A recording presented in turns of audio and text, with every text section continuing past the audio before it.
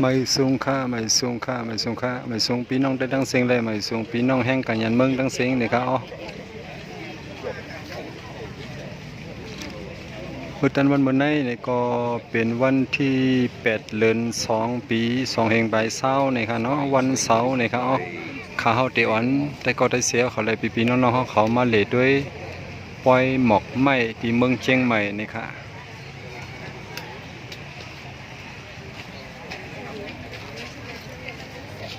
ออกค่ะในก็หังลีเต้ๆนี่ค่ะเนาะ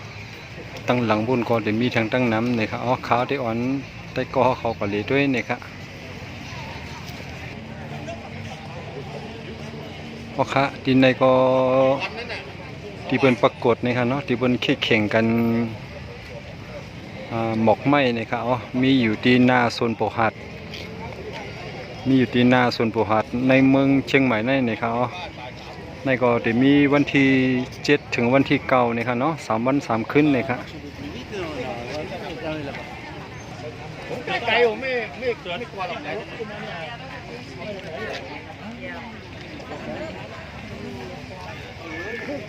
ในก็จะมีถึงวันอาทิตย์มื้อพุธวันที่9นี่ค่ะเนาะสังว่าใครถ่ายรูปเจือกถ่ายรูปในก็มาถ่ายรูปจอมมาถ่ายรูปกึกในก็ไลฟ์นี่ค่ะอ๋อ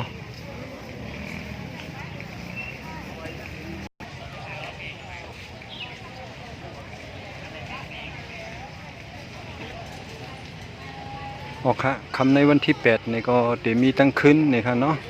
มื้อพุธวันอาทิตย์ก็จะมีทั้งตั้งวันและตั้งคืนนี่ค่ะอ๋อสังเสว่าใครมาถ่ายแคปหางจอมนี่ก็มาถ่ายไลฟ์อยู่นี่ค่ะเนาะตัวเลี้ยวเขาค่ะเลยหันพี่น้องแต้วค่ะมาเลหลายก็หลายก้นนำหนักค่ะ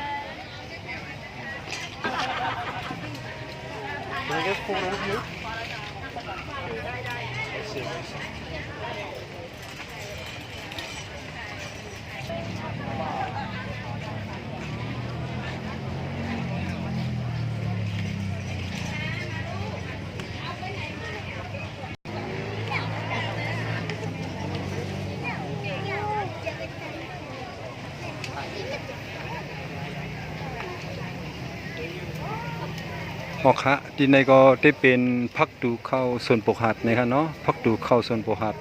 กันในก็เป็นเฮ็ดหางแฮนไว้หางลีนานี่ค่ะ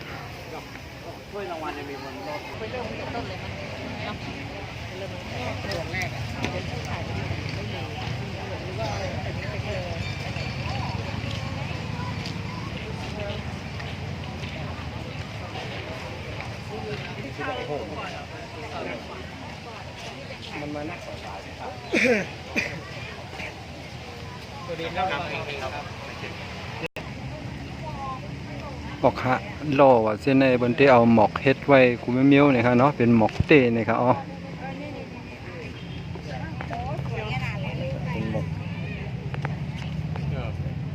เป็นหมอกเต้ทั้งหมดนี่ครับ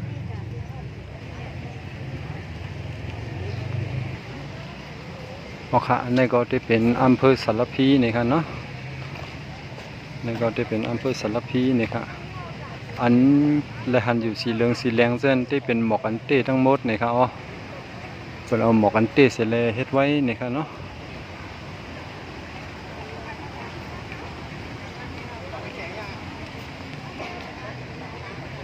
ออกค่ะเฮาค่ะเข้ากับด้วยซ้ำๆกันนี่ค่ะเนาะนี่ครับเป็นหมอกอันเต้นี่ครับอ๋อทางดีทางงามครับ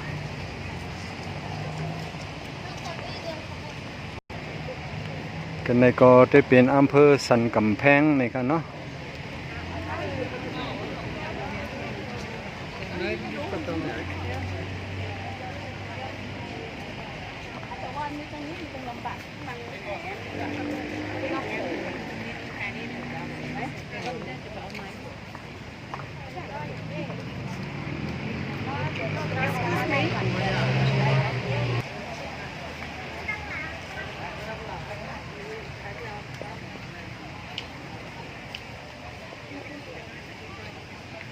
ราคาที่ในส่วนปลูกหัดในก็ก้นบดเต็มลงกับเซ้งนี่ครับเนาะที่ในก็เต็มมีทั้งดั้งนำครับมีเป็น3-40ปุ่นนี่ครับเนาะ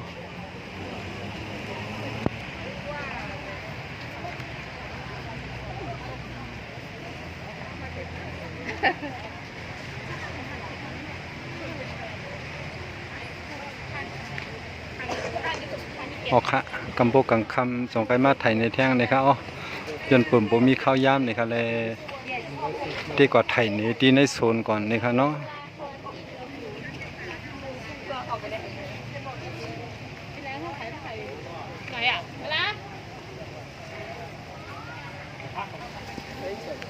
ออกค่ะในก็ได้เป็นที่ในโซนปลูกหัดนะครับที่ในโซนค่ะเนาะ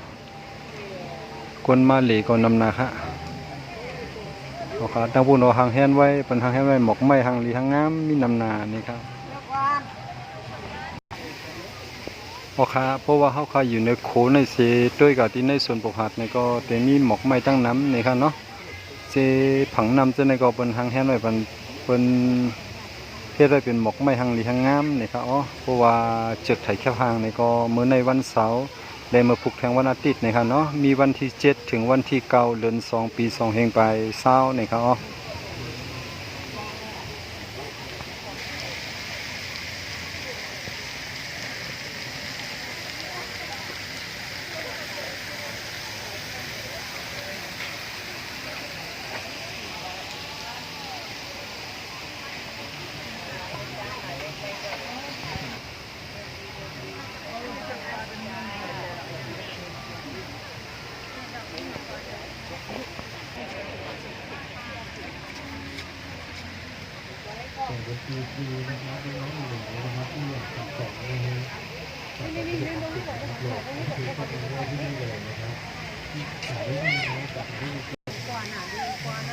พอค่ะปล่อยหมอกไม้ตีส่วนปลูกหัดเมืองเกียงใหม่ในเตมีวันศุกร์เสาร์อาทิตย์อ่าเดือนที่ต้นเดือนเนี่ยครับเนาะมันเจ๋งว่าโฮเดือนที่2เนี่ยเตมีกุปีเนี่ยครับ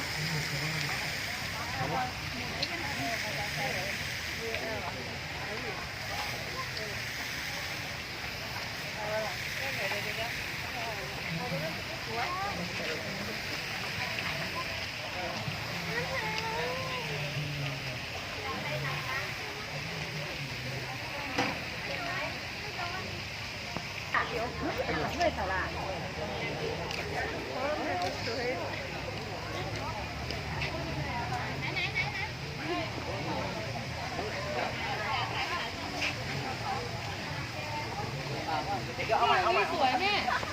แม่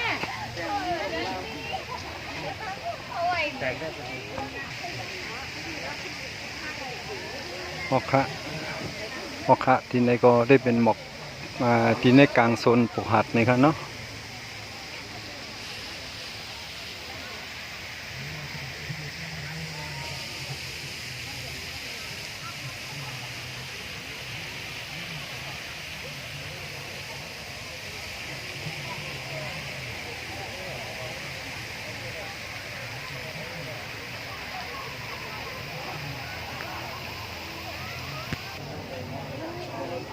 พอค่ะในก็ได้เป็น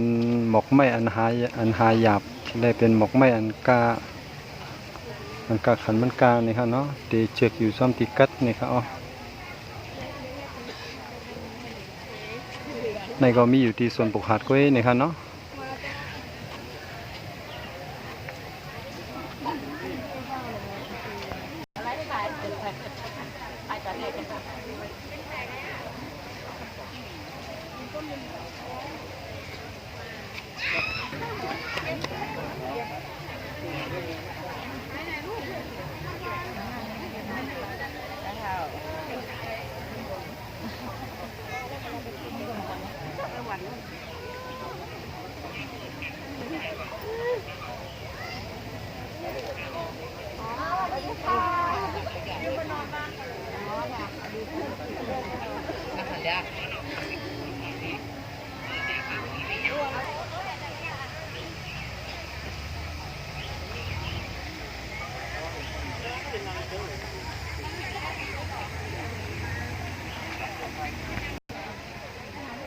พอค่ะในก็ได้เป็นที่หิมผังน้องนี่ครับเนาะหิมผังน้องส่วนปลูกหัดนี่ครับอ๋อกันเนี่ย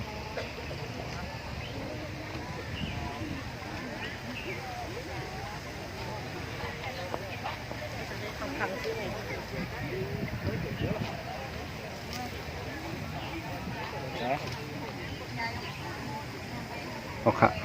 ปีน้องไต้เฮาค่ะก็มาถ่ายรูปกันมาเล่นกันน้ำนี่ค่ะเนาะ No, no sé dónde está, pero... ¿Qué me...?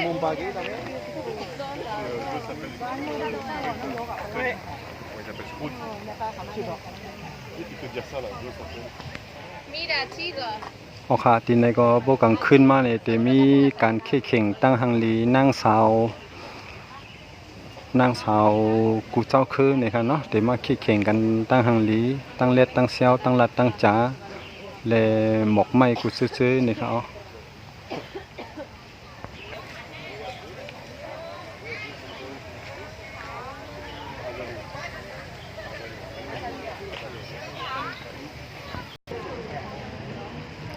อ๋อค่ะ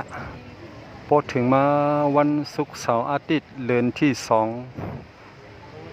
อ่าวันศุกร์เสาร์อาทิตย์เดือนที่2วันอาทิตย์อ่อนตั้งกูปีในเปิ้นได้มีป้อยหมอกไม้ซึ่งในตาเสนะครับเนาะที่หิมสวนปกหัดเมืองเชียงใหม่นะครับเนาะสวนคนใต้เฮาคาที่ห้องว่าสวนหมอกหัดในก็ห้องครับเนาะสวนปกหัดนะครับเนาะเอาค่ะตอนตามือตันวันมันไอ้นี่ก็ได้ย้อนลือไว้ที่ในก่อนนะครับเนาะเอาค่ะกำลังสุดในก็เฮาคามาด้วยหมอกไม้หางลีหางงามแทงกำนึงเสคาเฮาคาได้ย้อนลือไว้ที่ในก่อนนี่ครับ